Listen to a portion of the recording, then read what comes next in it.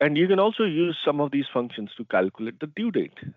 So let's say we want to see how much time has passed from the due date. Let's say we had a due date for this to be 1st January 2019. That was the date when they wanted to pay. Maybe rather, I would say rather 2020, right? I'll insert a column here and I'll put a date.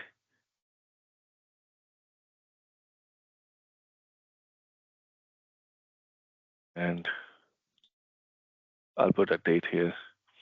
Mm, I'll say due date is mm, 31st December 2020. So we want to calculate the days from the due date. How much days these invoices have not been paid? So how much time has passed? How much time has passed? So equal, and let's rename this cell to due date. So I'm going to type in due date, due date. So we want to know how much time has passed from this date. So we're going to use equal due date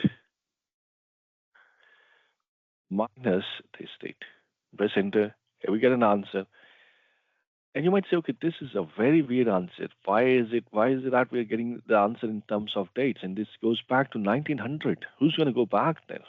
Well, nothing to worry. We are getting this because these cells are formatted as dates, as you can see here. And we can format them into general, and we get a number here. So it says that around 800 days have passed. These invoices have not been paid. We're still waiting for these invoices to get paid. So that's the reason we see those dates. And as you know, why they were seen as numbers? So because dates are numbers.